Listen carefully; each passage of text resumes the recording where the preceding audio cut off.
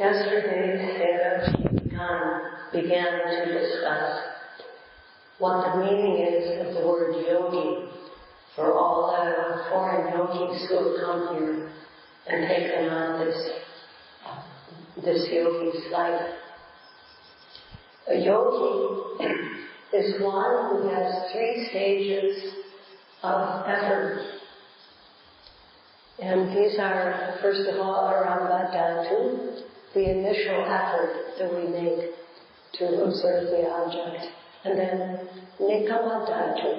This is when we haven't experienced anything special yet, and the mind tends to retract. There's laziness that comes in, and to counteract this, we have to step up our effort. So this initial stepping up of effort is called Nikamadhatu, the second stage.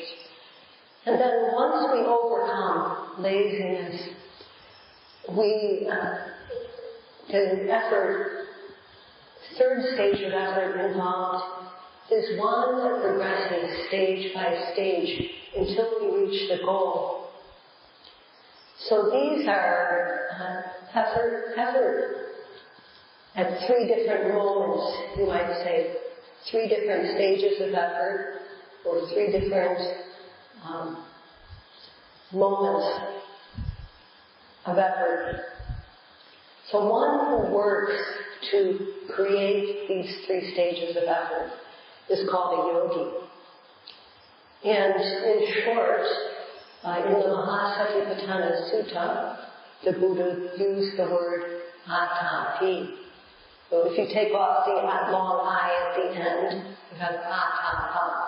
And atapa means a heat that dries up the dampness of the kilesas, the mental defilements. And another word for it might be ardent energy. So Sayadaw is going to speak today about the meaning of this atapa, this ardent energy. Yesterday Sayadaw spoke about atapa in terms of virya, or in terms of yoga. He mentioned the 3 stages, and this initial stage has to be cultivated. The initial stage again is Arambhadhatu. Arambhadhatu asevati. So that initial effort has to be started the way a plant is started. So that means that we apply the energy to observe the rising and the falling. And each time the rising and falling occur, we push the mind with our mental energy to get to that object. So in other objects, when they arise, also we apply energy. And if we do that, then laziness doesn't enter into our mind stream. It has no chance to arise.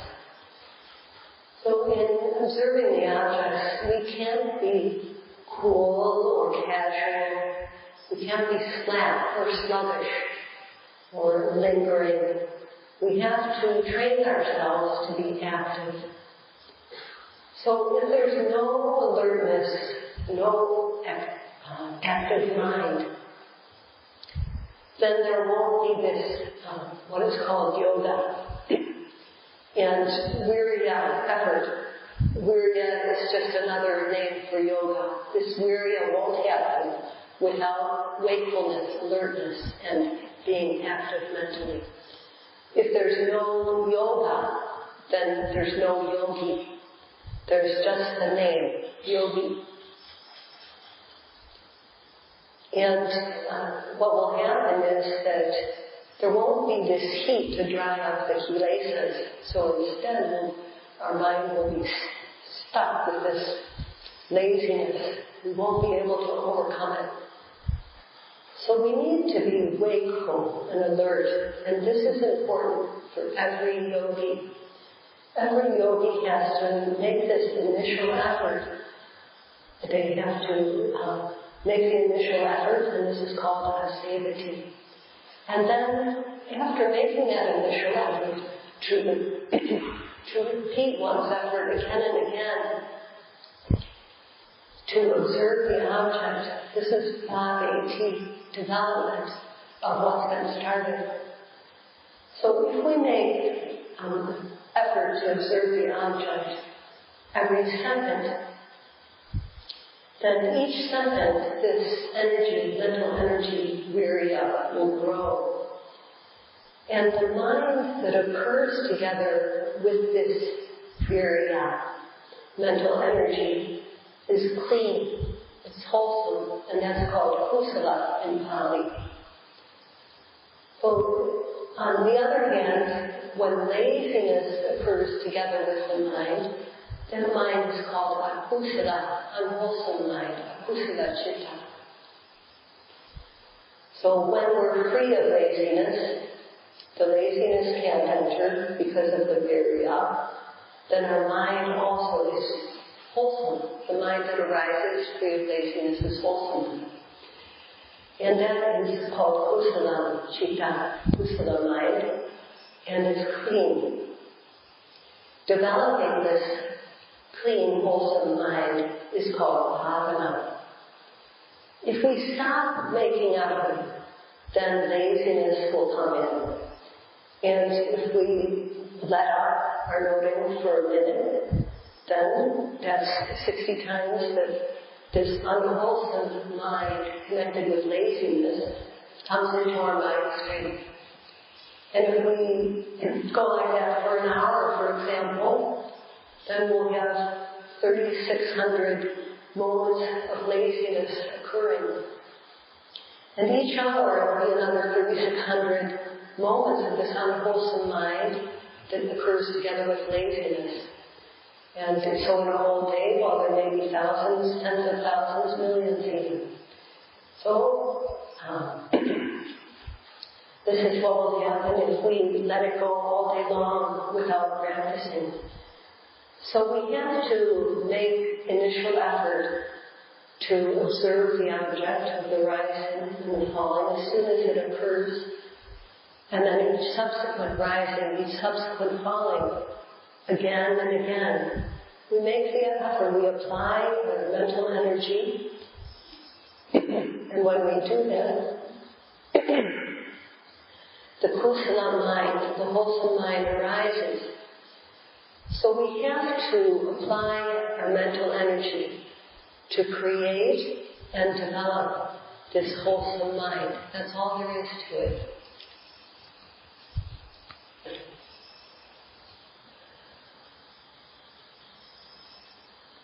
So where is it that we apply our energy so that sati will stick to the object? Well, we have to observe the whole body. The whole body is like a big field of observation.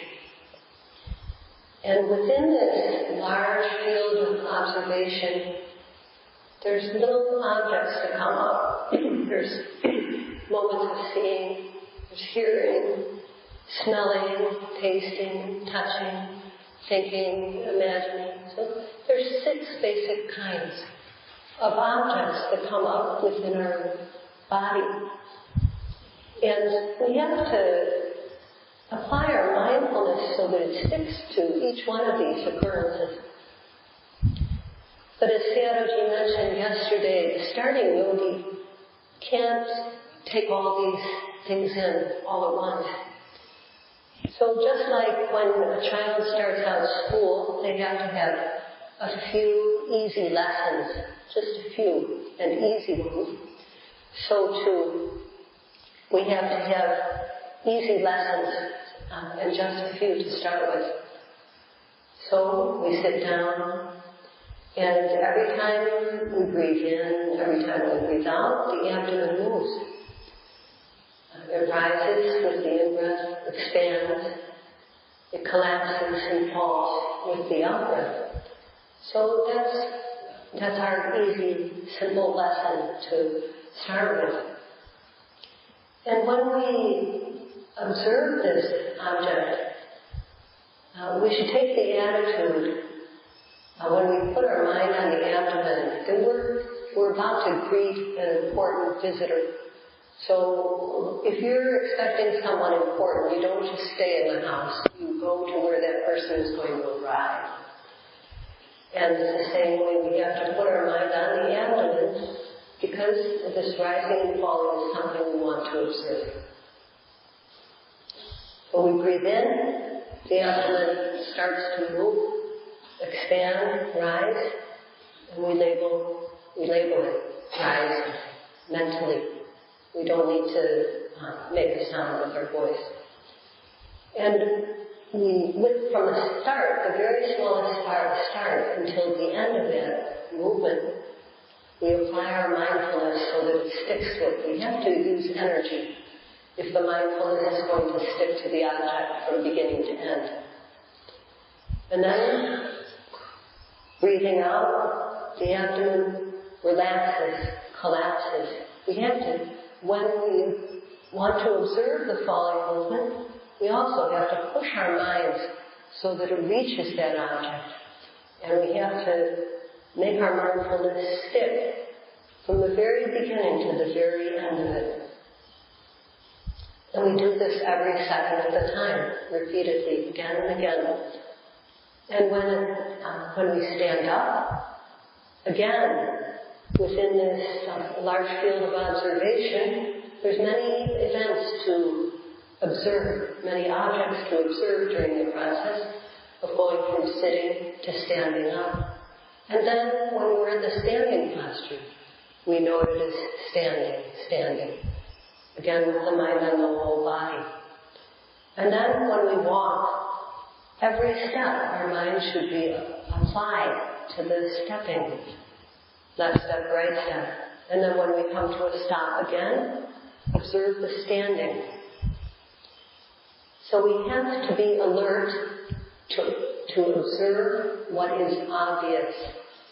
And if we do this, if we have this ardent effort to observe every moment, then we're a yogi. And if we don't make that type of effort to observe each moment, each thing that happens, then we're not a yogi. If we do, then we are. So if one doesn't apply energy, one's not a true yogi. One may be a yogi in some way, but not a true yogi. And Sayadaw has been watching, so he knows at the start it's hard for people to control their faculties. So at the start, people look here and there, and when they hear a sound, they turn to see it, and then they smile. And it's not easy for people to control their actions. They wonder, what's this, what's that? And then in sitting, of course, people feel pains, discomforts, and shift around. So as much as possible, Sayadaw urges you very, very seriously to try to eliminate all these types of things that I've just mentioned.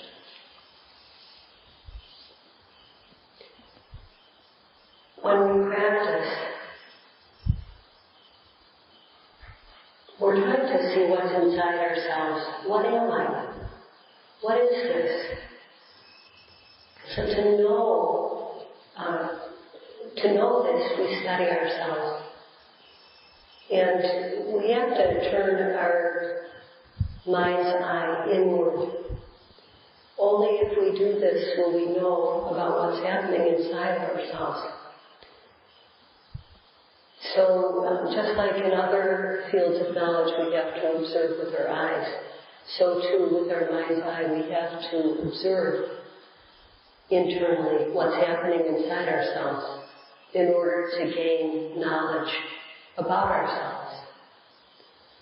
So when is it that we should apply, when is it that we should be studying ourselves?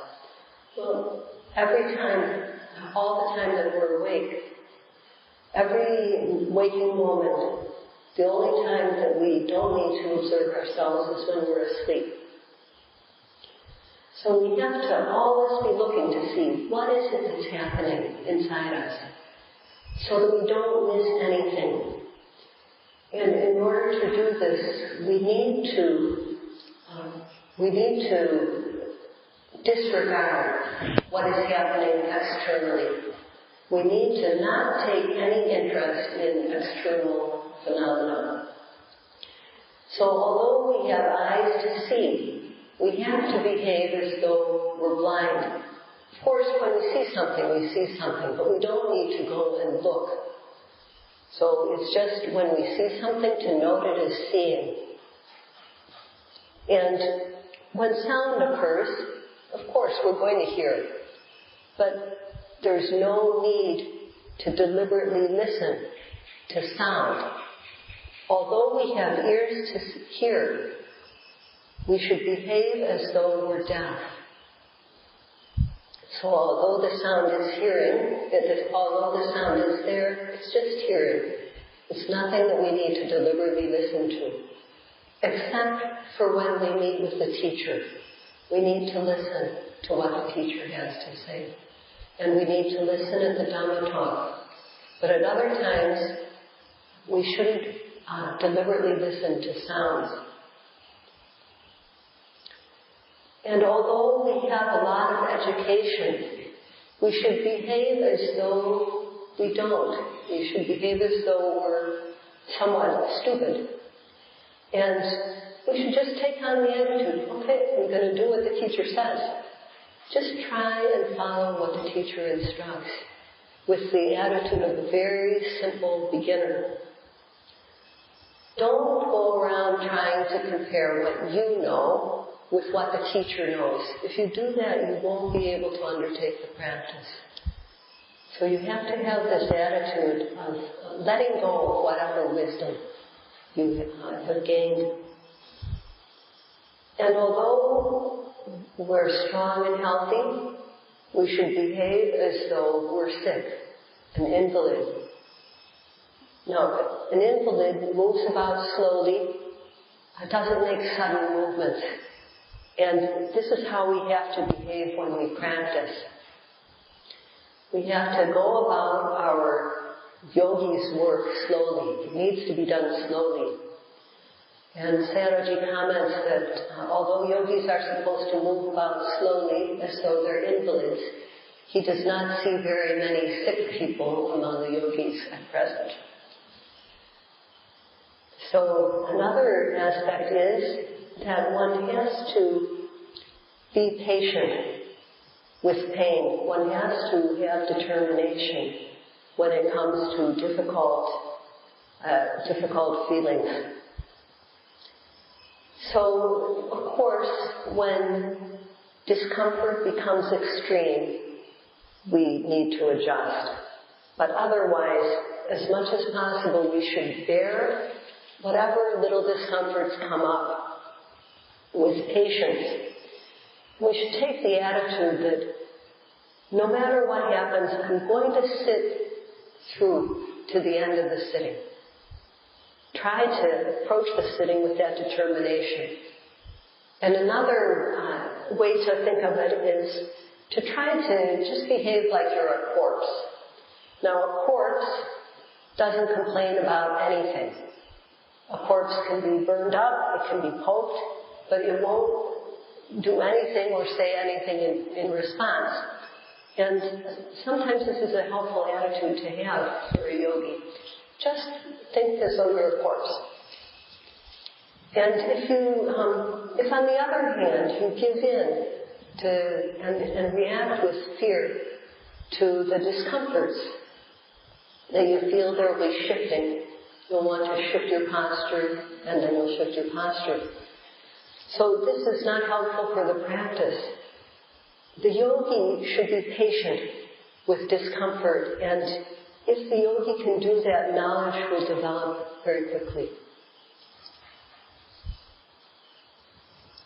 归入不这边说，以结构念白莲花，不这个那撇别别说的。 Buddhist culture contains just two things. One is what is to be observed or to be done, and the other is what is to be avoided. The Buddha pointed out what it's good to do. It's good to make the mind clean. Do this, do that, in order to develop the mind. And the Buddha also pointed out that while we're doing good, there are things that disturb us. There are things that will disrupt our effort to do something good, and therefore they're to be avoided. So there are these two aspects that make up discipline. Things that are to be done and things that are to be avoided. And this is called the Dhamma Vinaya.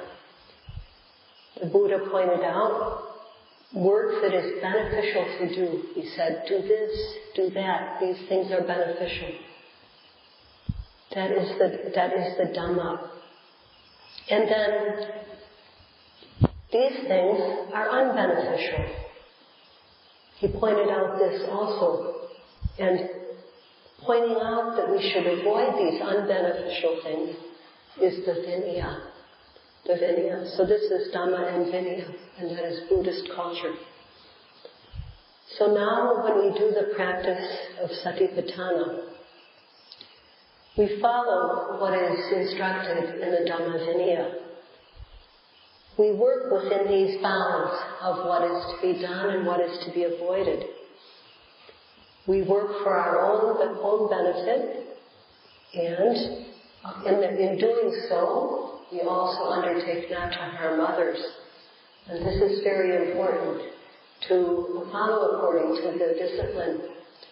So as Sayadaw is instructed, one should behave as though blind, even though one can see. Behave as though deaf. And even though one knows a lot, one should simply follow what the teacher instructs. And although one is healthy, behave like an invalid and go about slowly. So Sayadaw has been mentioning instructions about things that are to be done and things that are to be avoided.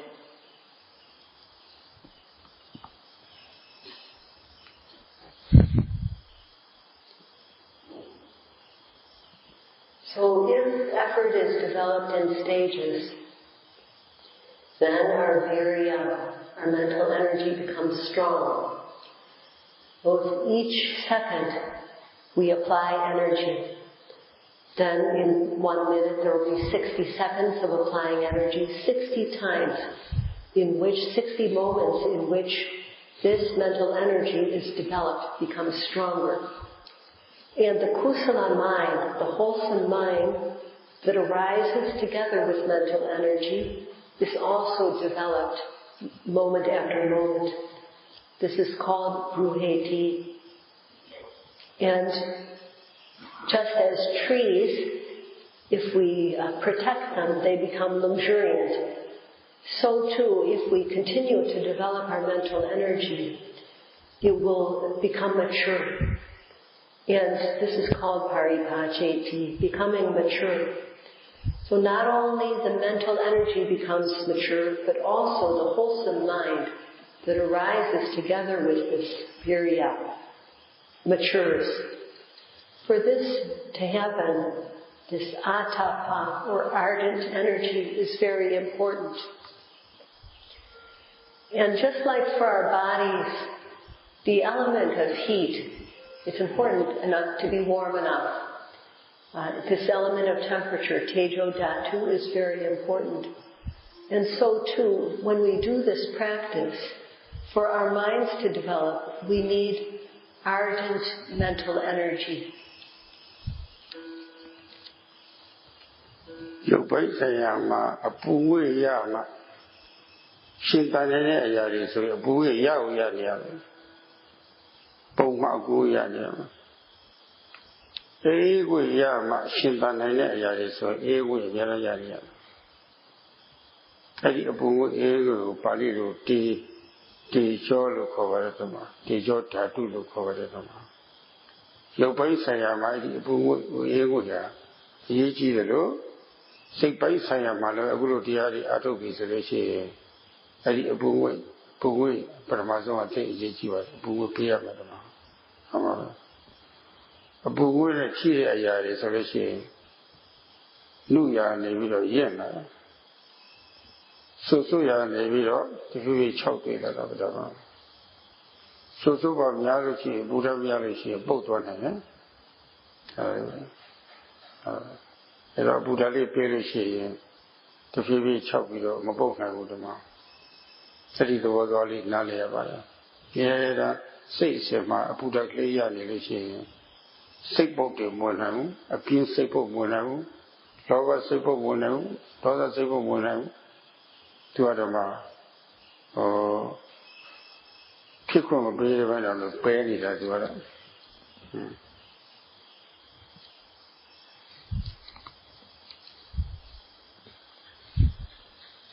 So for our bodies to be healthy, we need to have enough heat. We need to have enough heat, especially when it's cold. Our bodies need to be warm enough. And when it's too hot, we also need to be cool enough. We need both. We need moderation of hot and cold. So this element of tejo or temperature, our body temperature, is very important for us. And when we use heat, for example, to cook, something goes from being raw to being cooked. So it's very useful to apply heat. And also, if something is damp, then it will rot. But if we apply heat and dry it out, then it won't rot. It'll be free from rotting. So heat is used to preserve things in this way. And it's true with the mind too, that the mind needs the heat of mental energy in order to prevent the dampness of kilesas from coming in. If we apply mental energy, then the kilesas such as greed and hatred, delusion, lobha, dosa and moha, they don't have a chance to arise in our stream of consciousness. The Buddha used an example to speak about those who practice meditation. And he used the example of a mother hen. Well, mother hen lays her eggs. And because she wants them to grow up to be chickens, then she sits on them. And she applies the heat of her body. If she doesn't do that, then the eggs will rot. So she might have laid 10 eggs or 12 eggs or so. And she sits on them. And she has to spread out her wings to cover them.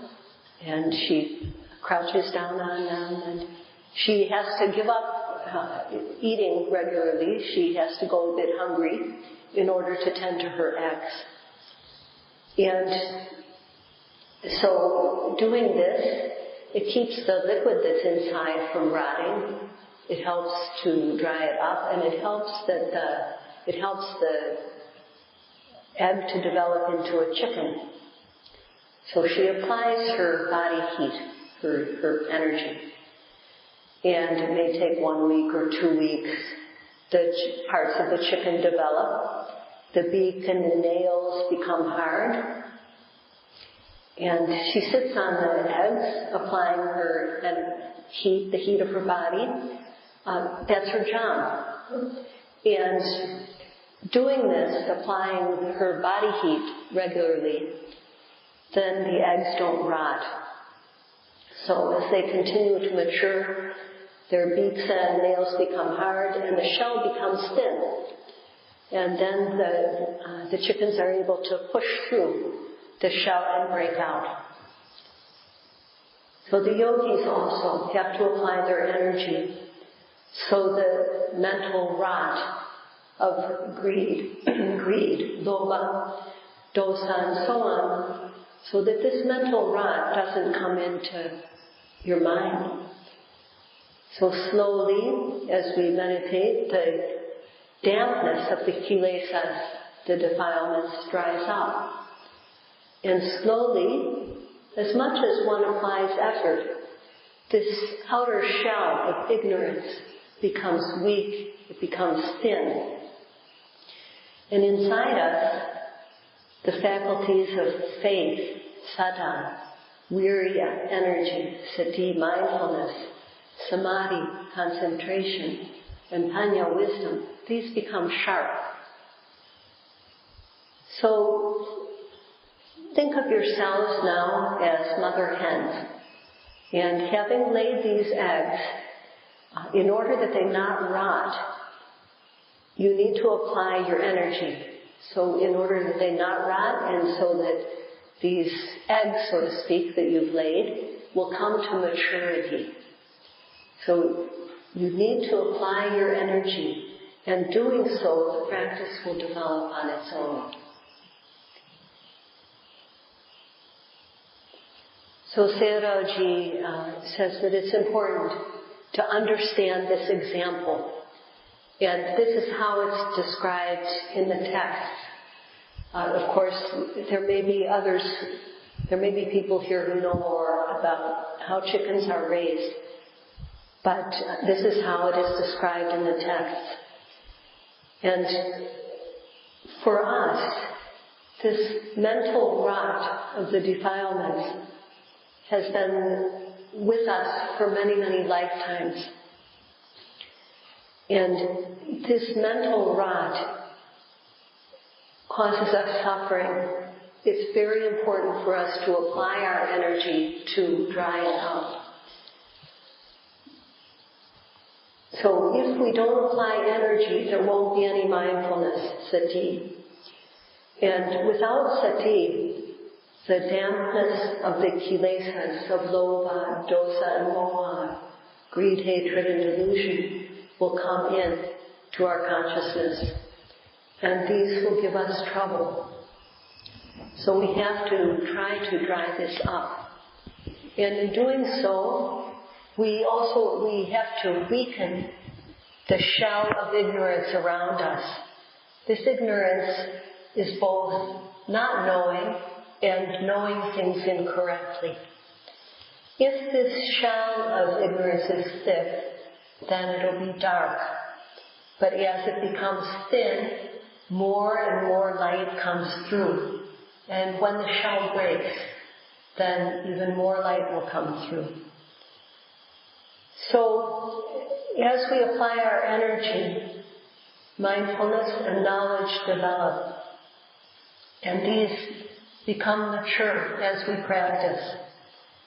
So at the start, the most important thing is to make ardent effort to observe the rising, to observe the falling, to observe every single object that arises. Not to be casual. And Sayadaw makes the wish that you be able to make effort in this way. That's all for tonight. Sadhu, sadhu, sadhu. Sadhu, sadhu. Sadhu, sadhu.